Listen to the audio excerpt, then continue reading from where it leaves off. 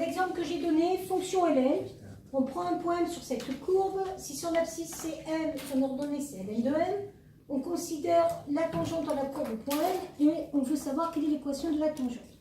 L'équation réduite. Le cours nous dit que l'équation réduite, c'est quoi? Y égale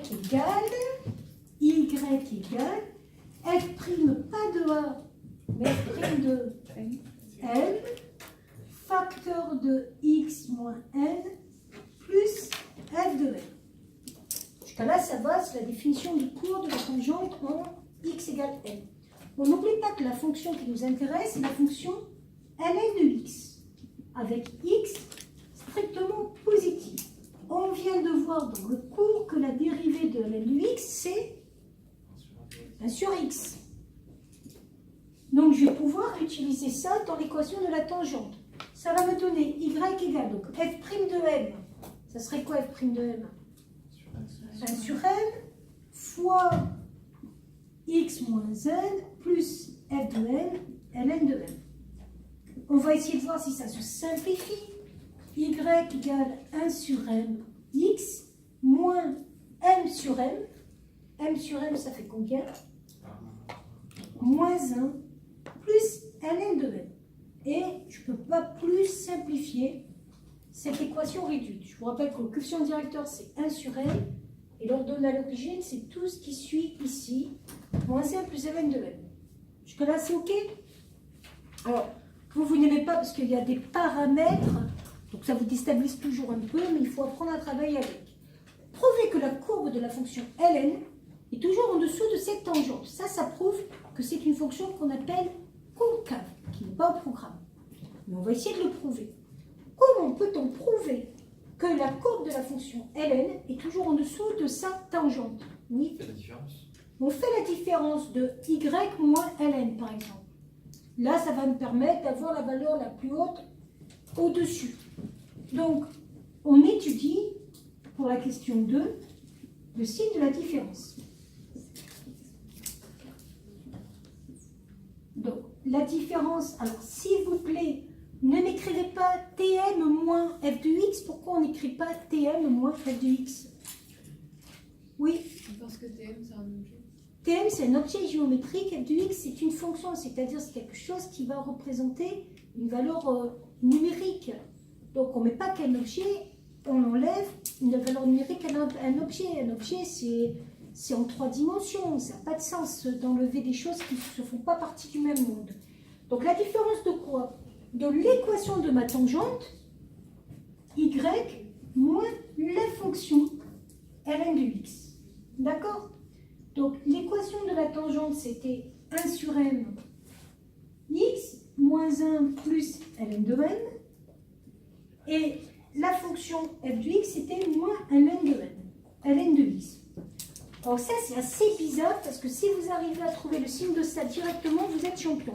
Donc moi, le but, c'est de prouver que ça, c'est positif. Ah non, je ne fais pas de pari avec l'équipe d'embrouillé. Pas du tout. Donc, là, est-ce que quelqu'un a une idée pour trouver le signe de ça directement? Normalement, directement, je viens de répondre à la question. Ben non. C'est vrai ça. Pourquoi? Parce que j'ai à la fois en variable ln de x ici, j'ai x ici, ça à la rigueur c'est des constantes, j'ai des moins, donc je ne peux rien faire. Est-ce que vous vous rappelez comment on avait fait avec la fonction exponentielle pour trouver le signe de la différence? On n'avait pas cherché directement. Alors, est-ce que vous vous rappelez, en général on répond oui ou non? Non, vous ne vous rappelez pas? On avait fait un tableau de variation. Et on avait montré que dans ce tableau de variation, le minimum était positif. Et ça suffit pour prouver qu'une fonction est positive. Si vous voulez prouver qu'une fonction est positive et que vous ne pouvez pas le faire directement, si vous arrivez à faire un tableau de variation et à prouver que son minimum est positif, on est tous d'accord pour dire que la fonction est positive. Eh bien, je vais prendre une nouvelle fonction. Vous voulez l'appeler comment? G de x, on va l'appeler. Gilet jaune. GJ. Non, G de x. Gilet. Donc, g de x égale, et on va étudier cette fonction g de x. Et le but, ça va être de faire quoi donc? Cette fonction g, le but, ça va être de faire quoi? De prouver que cette fonction, elle est minimum, qui est comment? Positive. Le but est de prouver à partir des variations de g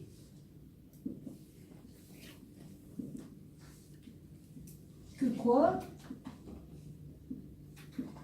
Que g de x est toujours positif. Ça va être le but. Attention, n est-il une variable? Non. Quelle est la variable ici? X. Donc quand vous allez dériver, n'oubliez pas ça. N est un paramètre, mais c'est une constante qu'on ne connaît pas. On dérive g sur l'espace, enfin sur l'ensemble sur lequel on veut dériver, c'est-à-dire x strictement supérieur à 0. Ça, c'est quel type de fonction, ça? Une fonction affine. Dérivée de ax, a, dérivée de 1 sur mx, 1 sur m. Jusqu'à là, ça va? Vous pourrez écrire après, ne t'inquiète pas, je n'effacerai pas le tableau. J'espère en tout cas. Donc, non, mais je plaisante pas, tu pourras écrire après, on a le temps. Dérivée de 1 sur mx, 1 sur m. Dérivée de moins 1, 0. Dérivée de ln de m. Mais non, m est une constante. M est une constante. Je vous l'ai dit avant, vous ne m'avez pas écouté. Hein. Dérivée d'une constante. Non mais, dérivée d'une constante. 0. Donc, quand vous allez dériver ln de m, c'est une constante. Je ne la connais pas. Mais pourquoi vous ne m'écoutez pas? Je vous l'ai dit que c'est une constante. Non mais c'est vrai. Oui, on écoute. Donc, ln de m, c'est une constante. Quand je la dérive, ça fait 0. ln de x, x est une variable. Et bien là, c'est super chouette parce que c'est quand même beaucoup plus simple d'étudier ça. On l'étudie. Vous avez une différence. En général, quand vous avez des fractions, que faites-vous? On met au moins le dénominateur. Pas trop de difficultés. Je multiplie celle-ci par x et celle-ci par m. Ça me donne x moins n sur mx. On tombe sur, en gros, au numérateur du premier degré, au dénominateur du premier degré. Petit tableau de signes, comme vous avez appris en seconde, avec deux facteurs. On est d'accord ou pas d'accord? En haut, fonction affine, en bas, fonction affine. Donc, on peut faire un tableau de signes. N'oubliez pas votre ensemble de définition qui était de 0 à plus l'infini. Donc, on commence par mettre quel facteur dans ce tableau de signes? X moins n. Ça s'annule en quoi? X moins n.